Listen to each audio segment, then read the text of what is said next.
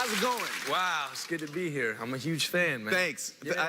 I'm a big fan of yours, too. I appreciate you, man. And we're happy to have you. Now, Veterans Day is tomorrow. Your character, Frank Castle, is also a veteran. He is. Look, I got to say, happy Veterans Day. And, you know, look, it's been...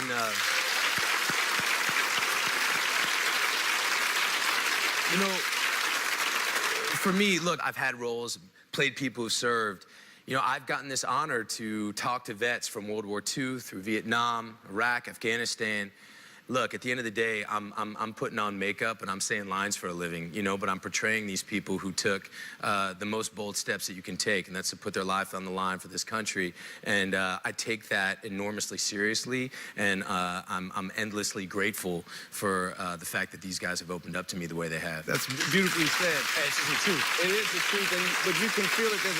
There's a sort of a gravitas to what you do where you can, it's not something that you're outwardly deciding to do as an actor, but when you are performing, it's a certain sense of seriousness that you have, that's the ultimate respect. Now, a much harder job than you or I do playing music or acting is being a dad. Oh, yeah. Now, you have 3 kids. I do. Tell me about your kids. Are how old now? Yeah, 6, 4, and 2. And, yeah, we're busy. We're busy. And, you know, Do they know that their dad is the Punisher? Well, you know, I try to remind them all the time, you know what I mean? And I was thinking that might help, you know? Yes. Like bedtime and stuff like that, and it does not, you know what I mean? I'm like, you know who I am, right? And, yeah, the Punisher has, it doesn't have much resonance at bedtime. But I even get them, like, dolls, you know, like little Punisher dolls, like the scariest doll. Like, I try to, you know, leave it around their room and stuff like that. But when I go into their room, I see the head's been pulled off. You know, they're in the drawer. You know, they're not afraid of Dad. That's hysterical.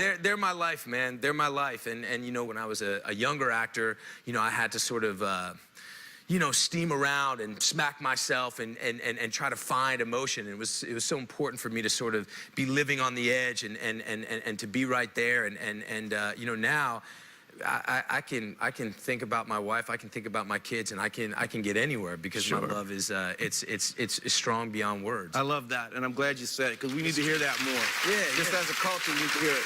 So, The Walking Dead's fan base is immense. I mean, you just have much. There you are. They're so dedicated. Do you find that? I got a big nose, man. Okay, can we talk about your nose? Sure, you can talk about whatever you want. Now, man. did your nose? Okay, let me preface this by saying this, and I'm telling you the truth. You're one of these guys who looks like a real badass. Oh man. But you're also incredibly handsome too. And the way you rock the beard in The Punisher. No, I'm telling you, I'm being for real. Yeah. So, and I want to talk about. My wife hated that beard, man. She did? Hated that beard, man. Yeah. Really? She hated that beard. You know what I mean? It's a good beard though. It's an attractive beard. It's a big beard. I mean, it's got big. Girth. You know what I mean? It's got size. But you know, I can't win at home. We're talking about the beard. But yes. Okay. No. My wife's just fine with that. I'm saying that in case somebody just tuned in. Man, this whole show, man. Okay, tell me about this dedicated. Quick question about your nose. Sir. That's from boxing? Mostly from boxing, yeah. It's, you know, I've broken it 14 times. You know, I know, I'm obviously not a very good boxer. But yeah, from boxing, some other things as well. I broke it once at a play. I was a catcher. I played baseball in high school and college. I played some pro ball overseas and play at the plate. Once Really? I broke You played pro ball overseas? Yeah, over in Russia. Yeah, I lived in Moscow for a little while. Yeah, and, same. I'm just trying to relate. Fair enough, man. Yeah, man. You're the coolest. Tell me about this dedicated fan base on Walking Dead. Are they obsessed with it? Yeah. Do you see people constantly in their... Look, comic book fans are the greatest fans in the world, right? I mean, they're very passionate. Okay, very passionate. They can be very loyal. But you know, look, I mean, the act of reading a comic book, you're reading a couple words and you're looking at a picture, but to get from panel to panel, you got to infuse so much of your own imagination. So these characters, they belong to the audience, man. Will you stick around? We talk a little bit more? Yeah, whatever you want, man. More with John Bernthal when we come back, folks.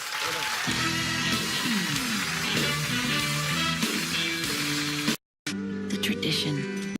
Stop further damage. And function like the flu. Ingredient diet for dogs. It's the kitchen I've Car for under 10 grand. Woman? Must be a woman in your life. Yeah, well, you know, I don't talk about it much, but Yeah. Yeah, I guess there is. I guess I got a woman, yeah. She's special.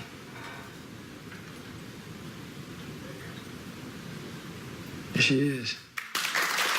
That was John Bernthal in the new movie, Sweet Virginia. That may be my favorite scene in the movie. It's uncomfortable to watch. You feel the discomfort there. But tell everybody what Sweet Virginia is about. Look, I think what Sweet Virginia is, it's a throwback to those 70s movies. You know, it's elegantly made, but it's horrifying, it's chilling, it's tragic, but it's performance-based. Tell me about this. The character was changed to accommodate. Yeah, man. I mean, the character, when they first sent me the script, they were, it went to Forrest Whitaker before it went to me. And I don't know, me and Forrest don't normally go out for the same stuff. You know what I mean? We're a little bit different. And, you know, it was written to be a guy in his 50s or 60s, you know, and then that's not me. And, you know, he really the character needed to have a sort of worn down, kind of frail nature. And, you know, so me and the director, Jamie, we really came up with this idea of having him have early onset Parkinson's from some accidents that he had when he was younger. And there's a scene in the movie where there's a fight that he's supposed to win. And we said, well, what would happen if he loses? And you know, at the time I was, you know, lifting a lot of weights for Punisher and stuff like that. And we really needed to play against the type. And I think oftentimes in art or anything that you're working on, I think if you really can locate and pinpoint exactly what the problem is, what doesn't work about it, if you can solve that, everything sort of trickles down from there. And I really feel like we found something special with the film. Now, tell me about these pets or animals. You love adopting or helping rescue animals? Yeah, pit bulls. I'm a big pit bull. Yeah. If you could say one thing to... That's my little boy Bam Bam. That's my newest one we just rescued. He's so cute. Yeah, he is. I got 3. If you could say one thing to people who are afraid of pit bulls. Stop that. Okay, Stop why? that. Tell them Stop why. that.